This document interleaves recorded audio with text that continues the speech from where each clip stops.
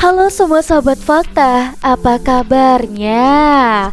Yang pastikan sahabat fakta sehat-sehat selalu ya. Tetap semangat untuk hari ini, menjalankan rutinitas dengan penuh rasa syukur dan terasa lebih nikmat. Mantap! Kali ini sebuah fakta menarik akan membahas tentang fakta kawin kontrak yang menjanjikan. Ayo kita let's go. Eits, jangan lupa di subscribe, nyalakan tombol loncengnya agar tidak ketinggalan berita menarik lainnya.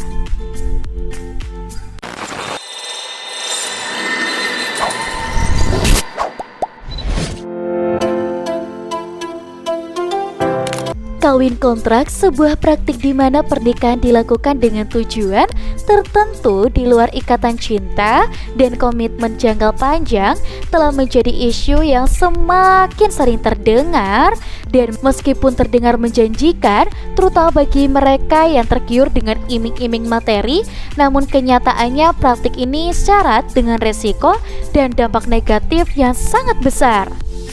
Mitos versus fakta. Mitos, kawin kontrak adalah jalan pintas menuju kemakmuran. Faktanya, sebagian besar kasus kawin kontrak melibatkan eksploitasi, terutama terhadap perempuan.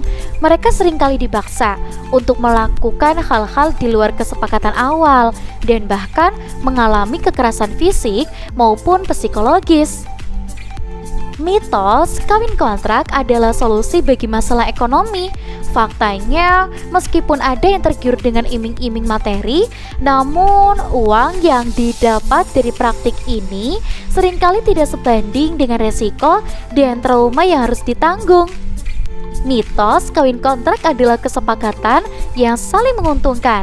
Faktanya di dalam praktik kawin kontrak selalu ada pihak yang lebih dirugikan, yaitu pihak yang dipaksa untuk menikah tanpa adanya cinta dan kesepakatan yang setara.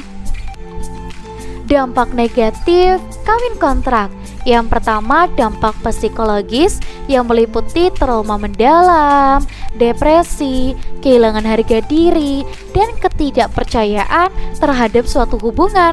Yang kedua, dampak sosial, yaitu stigma sosial, isolasi sosial, dan sulit membangun hubungan yang sehat.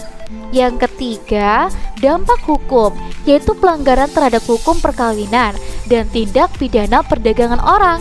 Dan yang terakhir, dampak kesehatan, resiko tinggi tertular penyakit menular seksual, resiko kehamilan yang tidak diinginkan, dan masalah kesehatan mental.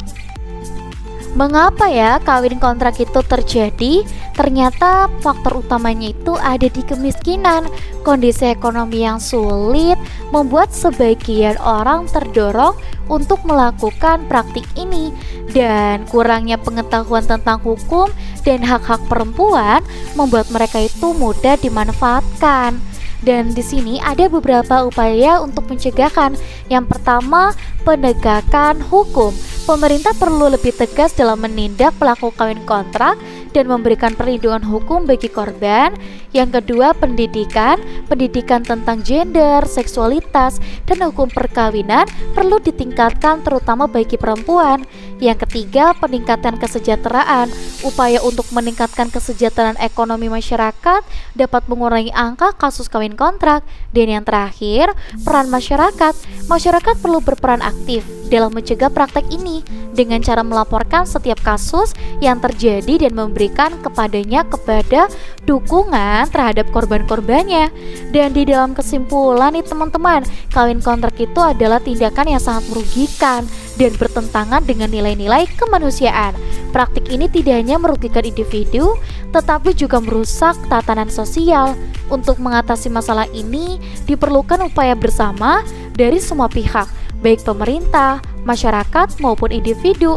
Dan untuk teman-teman di rumah yang mungkin penasaran dengan fakta menarik lainnya, jangan lupa untuk like, komen, dan juga subscribe. Sampai jumpa.